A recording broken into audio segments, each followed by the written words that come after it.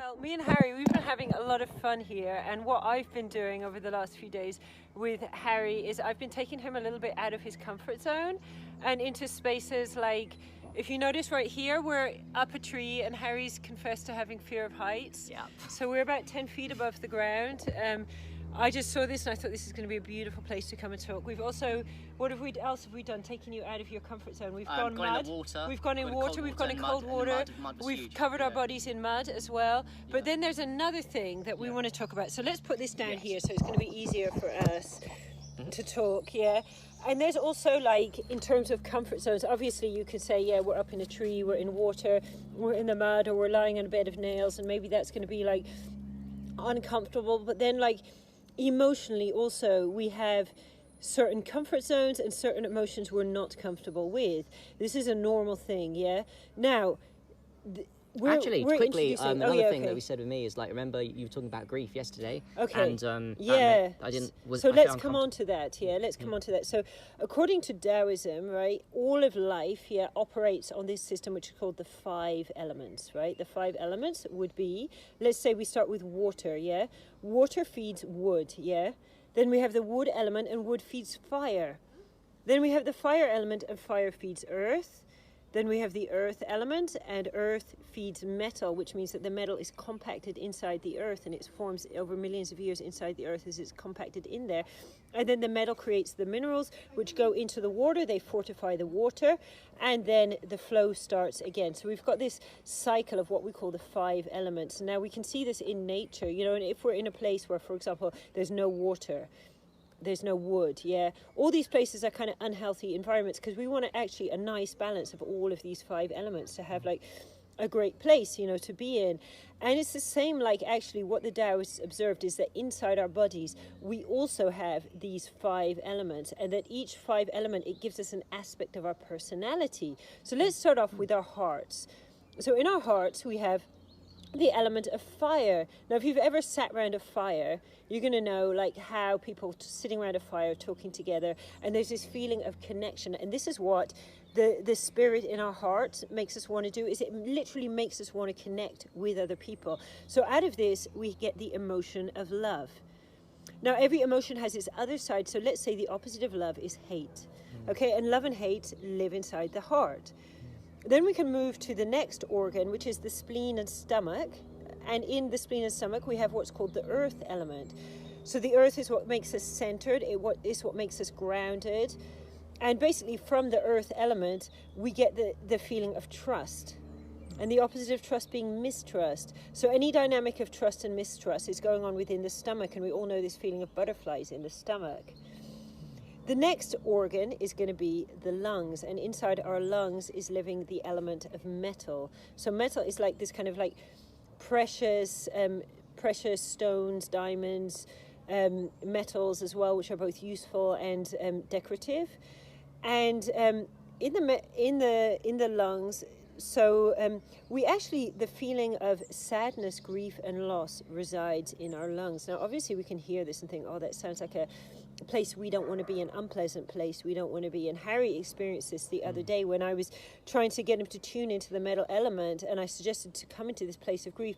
And straight away, first of all, he was uncomfortable, he was kind of giggly, and then he wanted to cry. Now we all have this. If we haven't done work on ourselves to get familiar with the different emotions, we're all going to have that there's certain emotions that we don't want to go through. Now, through grief and sadness, we actually have the ability to start to appreciate what we have around us. So say, for example, if a relative or a friend dies, it also gives us the ability to appreciate more those people that we do still have. And it's very much about our connection with the universe, so connection with the bigger meaning in life. And this is what we get from our lungs through the emotion of actually sadness. And then when we move on from the element of metal, we come to the element of water, which of course is in our kidneys, relates to our adrenal glands, and it relates very much to the feeling of flight or fight and to fear. Yeah. Now fear, we always think, oh, fear is like a negative emotion, it's overpowering love. And of course there's this big relationship between fire and water. But then fear is what actually allows us to grow and develop. So think about it. If we didn't have fear, we would not be here today, And fear has some uses. Now, I mean, myself, I'm an extreme sports person. I like going climbing on rocks. I like going surfing. And obviously, one of the main reasons people actually do that is they do that to confront their feelings of fear. And the reason we need to do that is I need to know, like, where maybe it's actually because I do have a lot of fear, but I need to know, where do I stop being safe, and where am I safe, and how much can I push myself to the edge? Now, we all know fear can get into a very, very overpowering place, and even at the moment, collectively as a society, we're having like a huge fear epidemic. And what we can do when we get into a state of fear that's kind of like blocking us from moving, like we're stuck like a rabbit, in the headlights kind of thing, is we can actually just bring in the emotions of peacefulness, stillness, calmness, and gentleness. And when we bring in these emotions, it really just allows us basically just to feel sort of like calm, and to just balance the fear, and to understand it's there for a reason. Like everything negative is there for a reason, but it needs to be balanced. And because the negative emotions, they come from the earth, they're very much about the third dimension and the plane that we're on right now. There's always going to be a lot of them, so we're never going to really need to do work to make ourselves more anxious, more hateful, just more to add on to angry. that, I feel like every human being comes in fear is part of duality, and that we exist in the yin-yang balance. And I think actually one really good positive mindset to have is the more fears you've got, the more opportunities you've got to grow and develop your kidneys and develop that power. So you're actually blessed. I mean, if you're born here with less fear, you don't have that opportunity to grow, and you won't know how to teach other people. So I've had I can speak experience, Jade can, there's a lot of fear that it's still inside me that I've overcome, and I've still got long to go, and I'm proud of that, because that's what makes you the warrior, and you can really overcome that emotion of fear and transmute it ultimately to your highest purpose and growth. You're here to evolve as a conscious human being, so be blessed with the amount of things you're afraid of, because that's your opportunity to really... Because negativity, it gives us the chance to grow and the chance to develop. Because if everything's perfect and everything's peaceful, there's going to be very, very little incentive for us to develop. And then, of course, the last one of these elements that we need to mention in terms of emotions is actually the wood element. So here we are sitting in a tree, and we're also in springtime, and springtime is the time of the wood element. So the wood element is all about growth, and it's all about creativity. It's all about us being here on the mundane world and thinking like, I want to make some great YouTube videos, I want to do a painting, I want to build a house. That's all what the wood element brings us. And these desires to do these things, they're great, but often what happens in life is in various ways we get frustrated, we get blocked. Maybe we're building a house, someone comes and burns the house down, and the most natural feeling to have out of that is anger, frustration. It's almost if someone is lacking and unable to feel anger and frustration, there's almost something like slightly wrong with you. But the thing is that when something blocks me and I'm able to actually go, this is all about boundaries, and I'm actually able to go to the person, no, that was wrong of you to burn my house down, and stop it, or maybe even hopefully stop him, but before he burns the house down. What I'm doing is I'm creating boundaries, and I'm having healthy boundaries, and that's a healthy form of anger. Whereas if I just let him burn my house and I don't do anything, and then I sit there and I fume, and I'm getting like so angry. You're building up toxic and then I go energy. back and I like burn his whole house down and kill his entire family. That's like rage, and it's toxic anger, and that is the kind of thing, it's like very, very destructive. And the thing is that because a lot of us, we don't actually have the idea of maybe like how to express like our anger in a positive way, so basically through healthy boundaries, we end up having this problem of like being very passive and rage, and this is like a very negative cycle to get stuck into, because it also stops us from being able to create. But we have these like wonderful emotions that can also allow us to balance out the feelings of anger and frustration, and those just a quick one on the anger. I feel there's a Mark Twain quote that's quite famous, like the only person that loses when you get angry at someone else is you. You're the first person you poison when you get angry, even if it's justifiable in your mind. So you have to understand that you're the one that's losing out by being angry at someone else, because they're not doing what you want. So you're the one that's in control of that anger. It's a choice and decision to move past that. So really, if you want to be peaceful and high vibration, we've got to try and lose those muscles and habits of anger towards other people, because the only thing we can change in this universe is us. So if we're getting angry at other people, we can't change them like that. You just have to accept them as they are, and work on your anger for sure. Definitely getting stuck in a cycle of anger. it's not a positive thing, but I think also one of the worst things we can do is when we start demonizing other people for being angry or demonizing ourselves for being angry.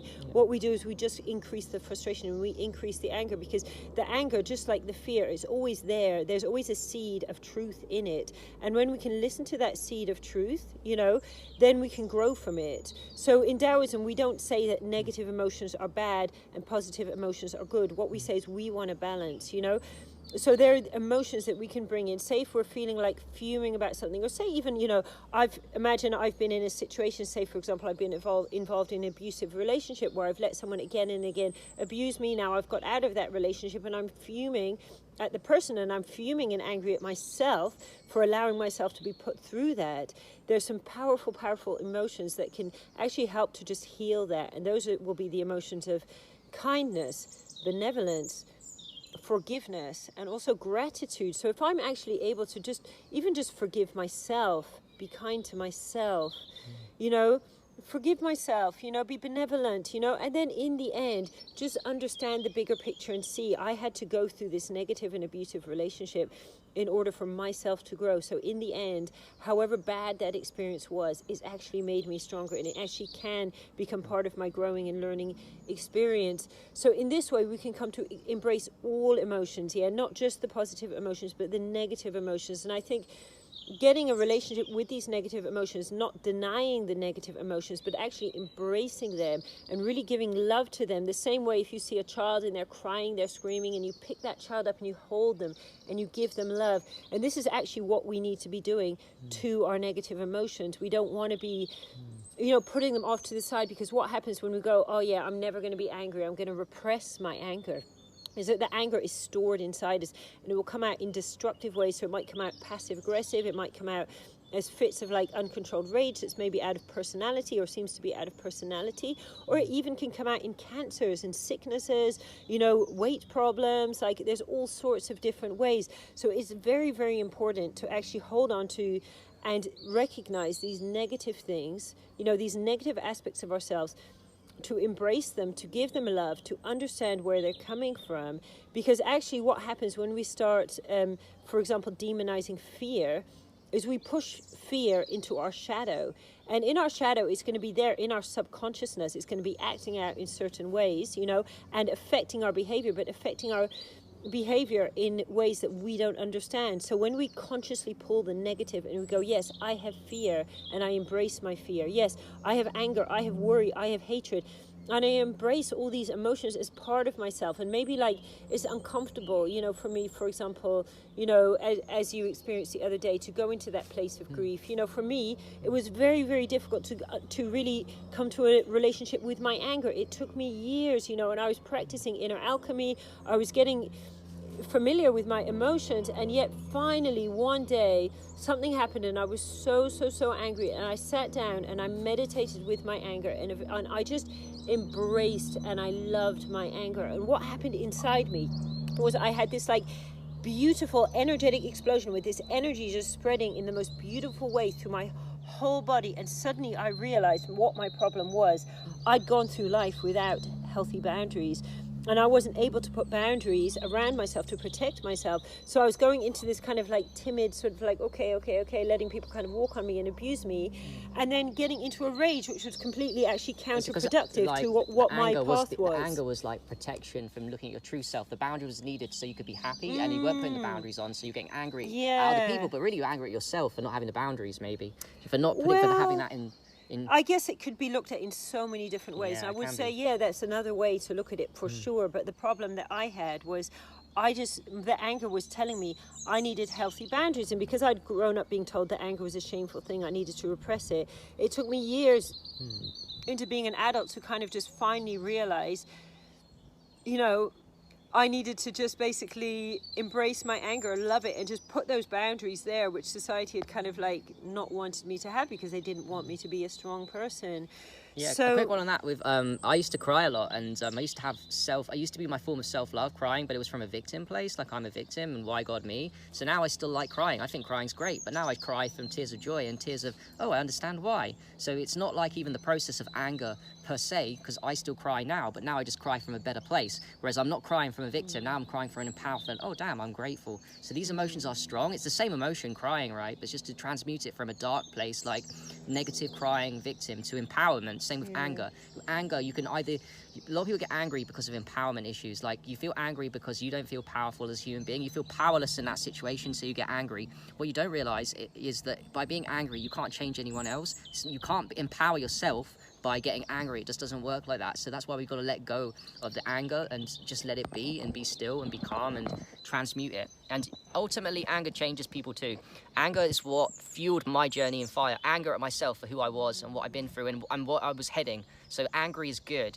It's a great transmutation tool, and you must get angry at the beginning of your journey often to change. Be angry, but don't stay angry, and you'll be a great, healthy and happy person. So yeah, because we can get angry and we can go off and sort of do a painting or do something really creative, or we can get angry and we can destroy things. And I think all of these emotions, it's like a scale. We can't go, there's fear, there's paranoia, but then there's a million different things on that whole scale. And it's like finding the place, for example, like of being cautious, you know, like we're sitting up here in the tree, and obviously we need to sort of practice a certain degree of kind of like being safe up in this tree. We don't want to fall down out of the tree and hurt ourselves. But if we were stuck on the ground down there and we were like so scared that we didn't even climb up here, we'd be missing out on something quite cool, you know? Definitely. So like emotions, I guess what I'm trying to say in this, because the next thing we're going to be talking about is sexual alchemy, which is a powerful, powerful way of bringing our sexual energy into our body.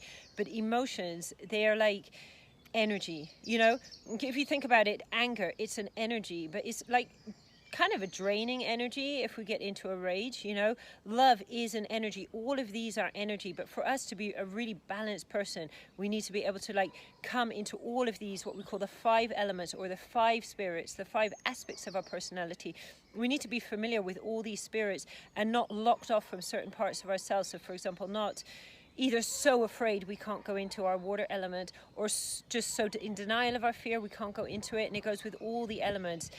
And Harry, do you have anything else to say? I think it's wonderful what Jay's talking about. I'm totally listening, and emotions are key. Don't deny your emotions. Look to the shadow. Be yourself. Be vulnerable. We live in duality. Experience the full range of emotions: happy, sad, crying, and be empowered. Just keep growing, learning lessons. Don't deny yourself the truth. I think denial is huge. We're angry and we're sad because we're in denial, and the first step is to look to yourself and don't deny who you are, what you've been through, and how much you've suffered, and change and grow and face those fears. Face those fears. A number 1 growth tip for me is how you grow, face your fears. Like Jade said, I don't feel comfortable climbing up a tree for sure. I always imagine I'm going to die, but that's never the reality. A fear is just something that's imaginary. 99% of fears never come true, right?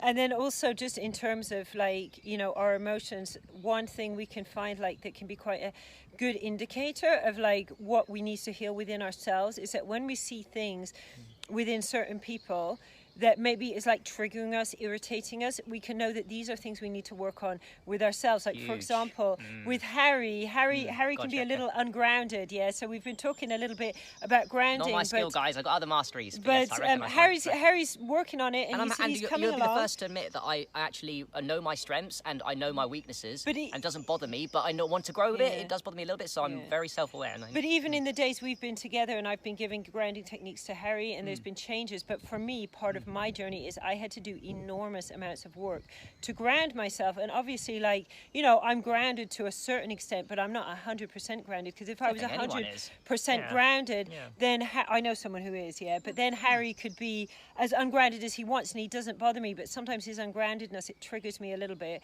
So then I'm to myself like, okay, I need to work on my grounding. So then I'm like, bring my energy down, feel the earth, feel myself centered in my belly, you know.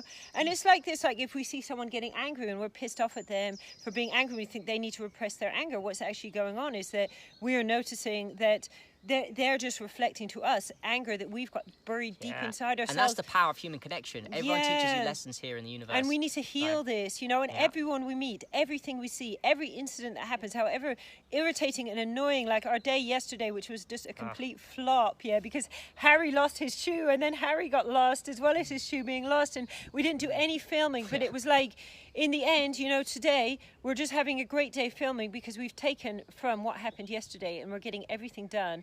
And you know, so yeah, Harry. Yeah, thanks for watching, guys. This has been an amazing talk. Let's climb down from this tree and give you some more videos. Thank you very much. Cheers.